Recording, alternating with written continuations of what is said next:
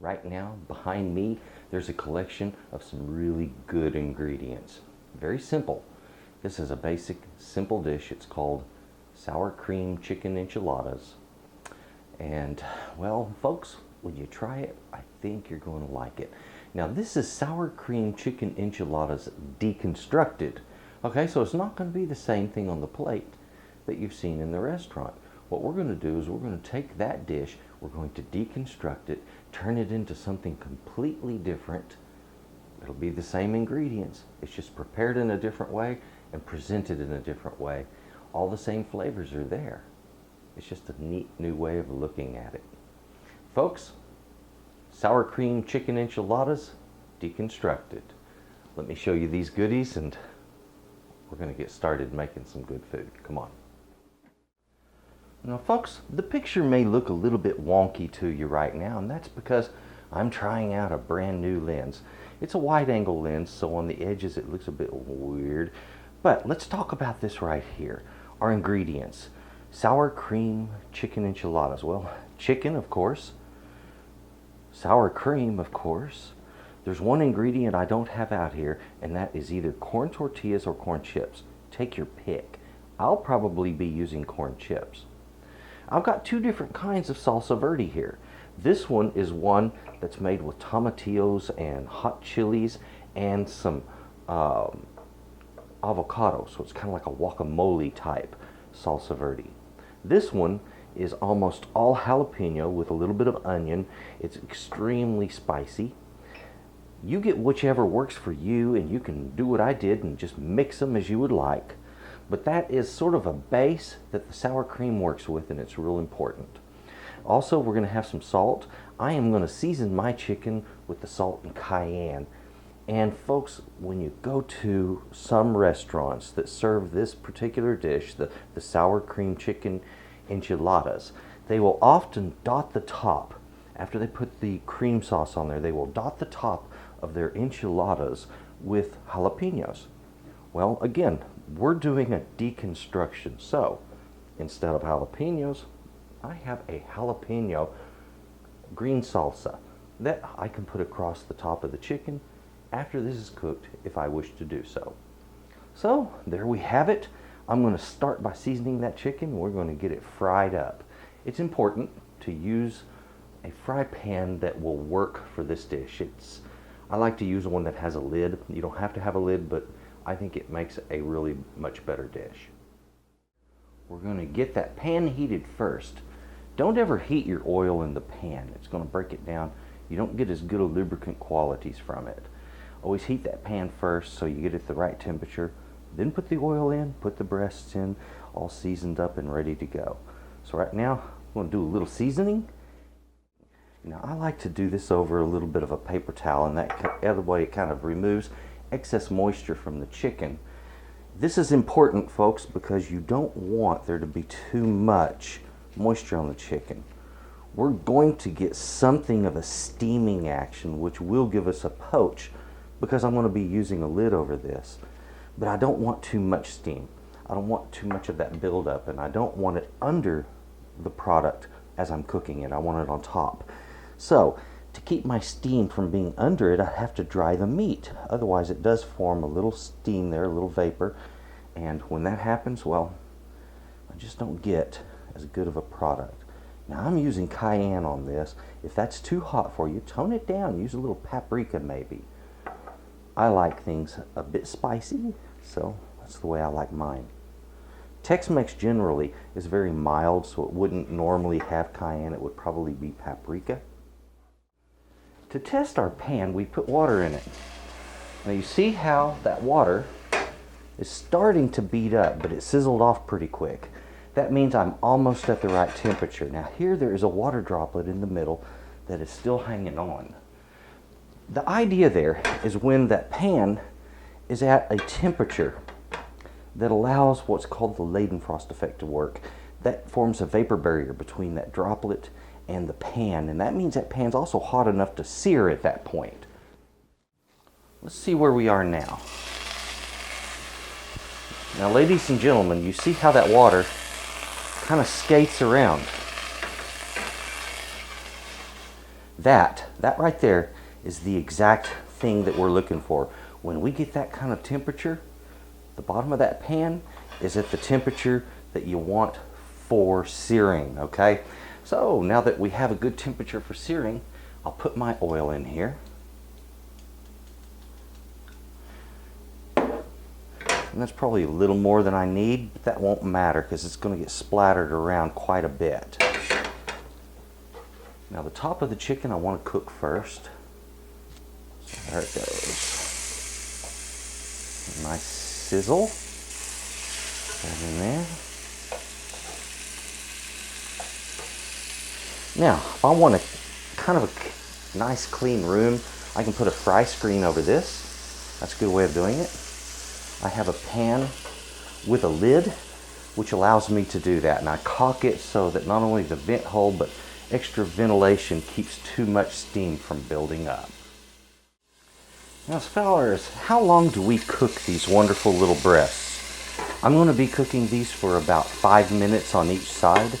That is going to give you just probably the proper temperature in the middle. The only way to know for sure is to test it with a thermometer, a chef's thermometer. You're looking for at least 170 degrees in the middle, and then they're ready to go. Now folks, on this, these, don't worry when it comes to that. This is going to be a wonderful dish, so don't get too picky on the cook. Just relax, allow it to happen. Remember, this is meant to be a quickie meal for weeknights. It has now been just a little over 5 minutes. There we go. Now look at the browning on the pan. Very important. We want that.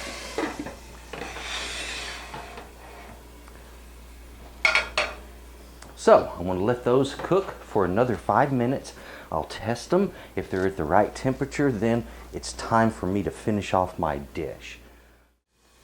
I believe it is time that I test my chicken.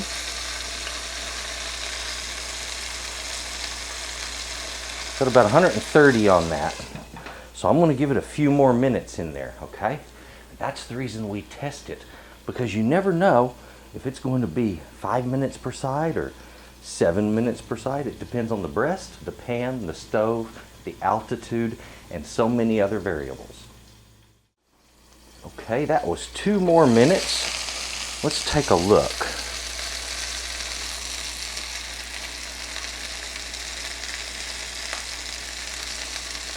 And the thickest part, 145. So what I want to do is turn them over, give them 2 more minutes on the top again. Looky there. All of that is flavor, ladies and gentlemen. Alrighty, we have allowed that the appropriate time.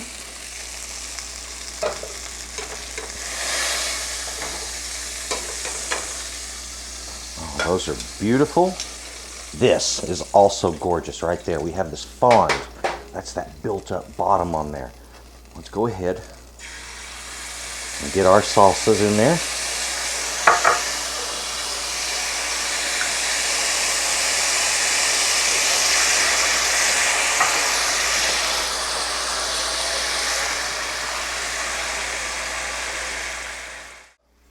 Let's get this turned into a sauce. Now don't worry about it being too spicy. That cream, that cultured cream, tempers the heat in those sauces. It's going to be spicy, yes, but not unusually so. Now, I'm going to bring this up in temperature.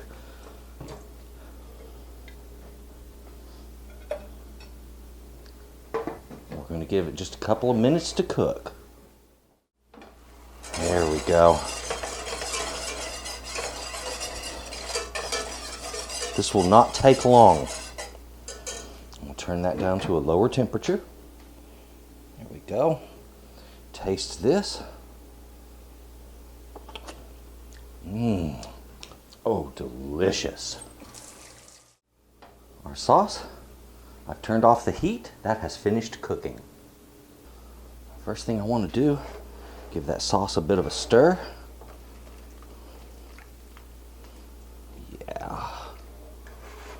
right, and I'm going to pour this directly onto my plate. This is just too simple, isn't it? I'm excited about this because I've had it and I know how good it is.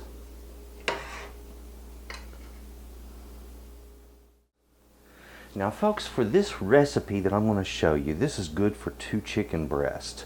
You can use some other cuts, but I think the breast is really a nice, elegant way of doing this dish.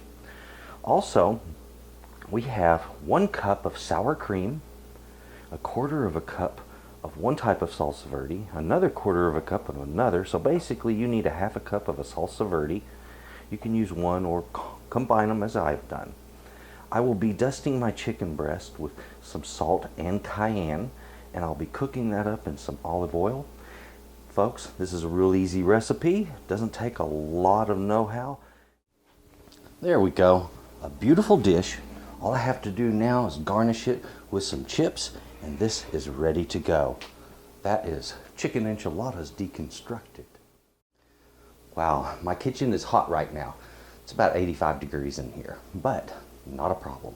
I've prepared a beautiful deconstructed chicken or sour cream chicken enchiladas. Folks, Tex-Mex food is so good, and sometimes it doesn't hurt to just do a little redesign work, okay? Okay, there we go.